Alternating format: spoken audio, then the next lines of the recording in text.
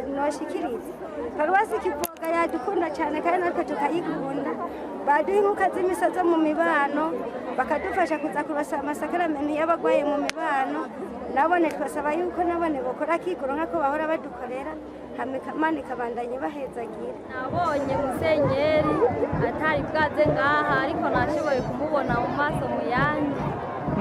Mu migigwa yo yagize nta kintu gishasha wabonye? Ikintu gishasha nabonye nuko yaduhezagiye kugura paruwasi Gatabo.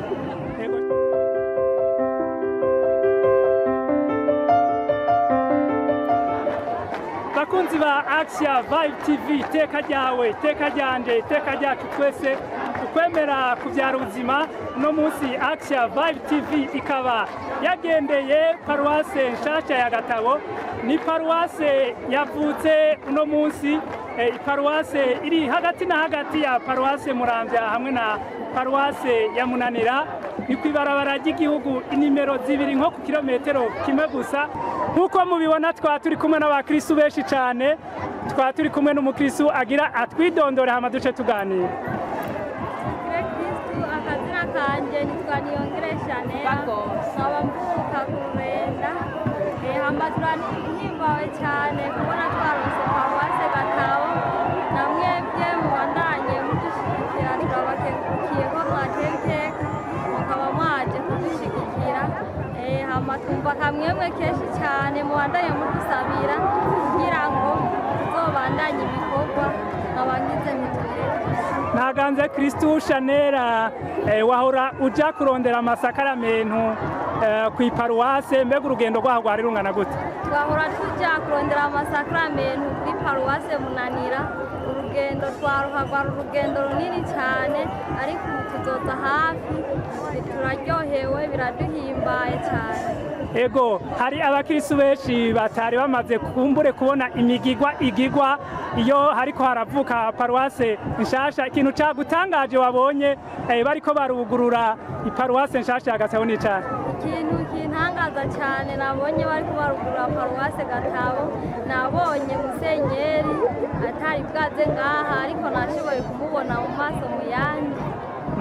Mu migigwa yo yagize nta kintu gishasha wabonye? Ikintu gishasha nabonye nuko yaduhezagiye kugura paruwase Gatabo. Ewe nitwa Imana Esther, abangohewe cyane kuba turonka paruwasi Gatabo igerageze. Twe twahora tuja ku masakaramentu y'ikigongo Uganda, kwa tugenda n'isaha n'inusu. N'imisaha mu gitondo yo ntawayumva kubera ubyutse saa 10 wacu cererwa. Muganga hakuzoba kwidunya imisaha mu gitondo ubyutse site iminota 30 gushitse ngaha. Ego wabonye imigigwa yariko iragigwa mu gushikiriza isengero nshasha, hari ikintu cagutangaje nimba wabibonye washitse imbere? Cyantangaje cyambere cyo musenyeri yaje imiryango yugaye, ravuga ati tinjana ugurira imiryango meza gisengero. Ego nasubira gutangazwa n'ukungene yashigije patiri mukuru akamubaza indagano yahawe akironga ubusaseredoti. Nasubira gutangazwa kandi n'ukungene numvise naho nari hanze ukungene musenyeri yasize amavuta y'isima isengero yose akayaca yongera agahezagira ikibera. Mbega abakristo bo muri paruwase ya Gatabo bo babwira iki? Abakristo bo muri paruwase ya Gatabo icana bakebana bakabura gusenga n'ugira umutima w'urukundo kugira ngo Imana itere tujye imbere, tuzadushikire natwe nk'abana tuzobyara bazaronke bagiye mu iyo migwa y'ubusaseredoti nabo hagira bazoburoba. Tugire Kristo. Naganze Kristo. Je nitwa Noa Gerard, bakumutumba wa Kivyeyi ku rubibe rwa paruwasi Muramvya na Kiganda na Munanira. Ndinakanyamuneza ntangere kubona paruwasi nshasha ya Gatabo. Ndahimbawe cyane kuko mu kuronka amasakaramentu twebwe tugenda urugendo rw'amasaha 2, bwangaha mu Gatabo tuzogenda isaha 1. Ndinakanyamuneza ntangere kugukenguruka ibivyiza umukama tugiriye. Tugire Kristo. Naganze Kristo Gerard, twabonye ingoro y'Imana imeze neza. Wowe nta nkeka ngira ngo uri mu baterereye canke sinzi ko uri umufundi uzi gushirako itafari, byoba byaraboroheye kugira ngo ijya ngoro y'Imana twabonye ishajije ibimeze nka kujya? Tugire Kristo. Naganze Kristo. Ijya ngoro y'Imana ishajije kujya ntibyoroshe mu kuyironka kuko hakoze uburyo bwinshi. navuze yuko mva ku rubibe rw'amaparuwasi atatu ndi kure yayo mugabo ndazi yuko uburyo bwakoze ari ntangere. Tugire Kristo. Ntaganze Kristo. tugire Kristo. Ntaganze Kristo. Je nitwa Nakintije Primitive. Abanjohewe cyane kubona nahora ndirimba kuri Sikisare ya Gatabo. None ubu ngiye kuririmba kuri paruwasi yitiriwe Kristo Umwami. Ndaryohewe rwose kuba ntari bwabone na Musenyeri. None ubu munsi ndamubonye. Nabangize nitugire Kristo. Ntaganze Kristo. Musenyeri wabonye ameze gute? Ni mwiza gose.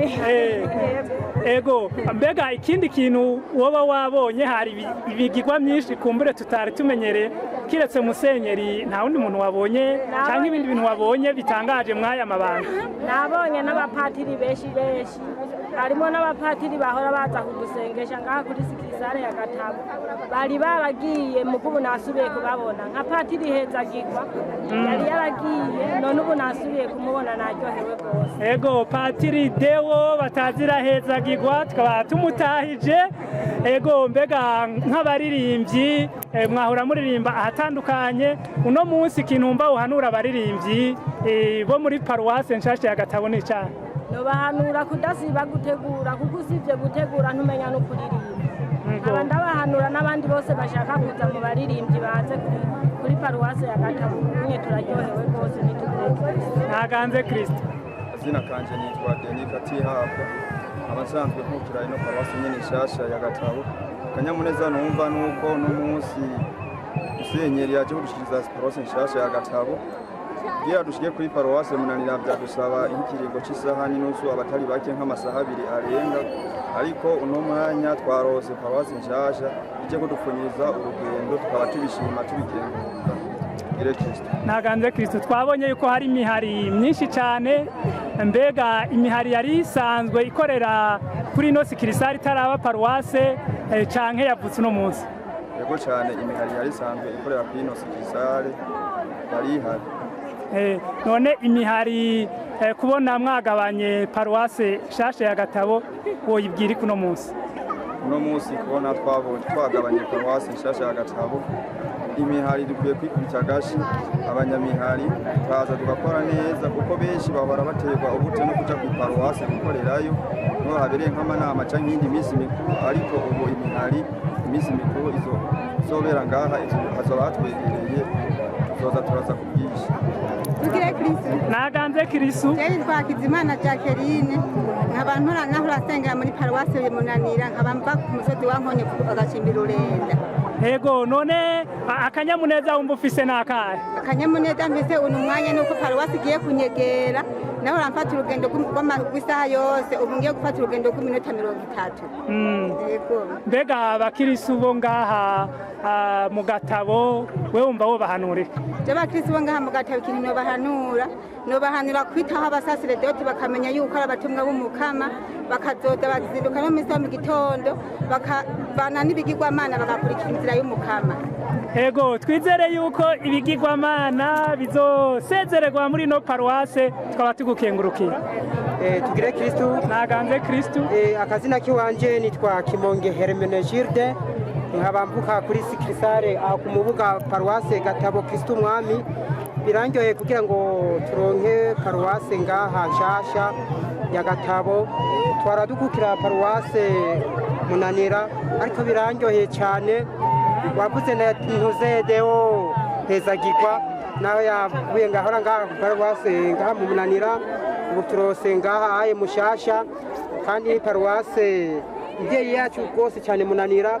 Tuciye turonka na patiri avuka ngaho hafi w'iwacu, Constanti avuka ngaho mu Kigina turamuzi, icyo gituma turyohewe cyane. Tugire Kristo. Ntaganze Kristo.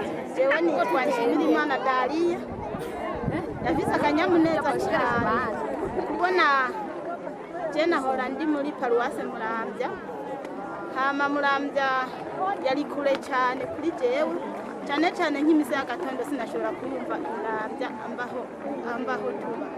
Nubu ndanezerewe no kubona turonka paruwasi ngaha ya Gatabo, ngira ngo neheruka gutandasengera ngaha mu Gatabo kubera je nahora nsengera ku Sikirisare ya Masango muri paruwasi Muramvya.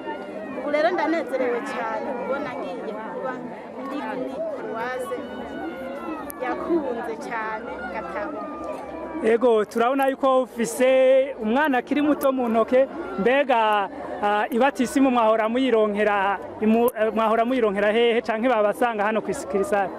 Twebwe twahora tuyironkera kuri paruwase Muramvya tukaja kwiga tuva Nyagisozi aho kuduga Muramvya hagendwa n'umwanya munini cyane uriko uraja kwiga wacerewe hagendwa n'amasaha 3 ariko ubu uye kuva aho mba zora ndahagenda iminota 30 kuri numva nezerewe cyane kugira ngo Imana yatanguye gukora n'ubu niyuhire. Amina. Nitwa Ndabarushimana Maria Gorete ava muri paruwasi Kivoga ku musozi Muramvya.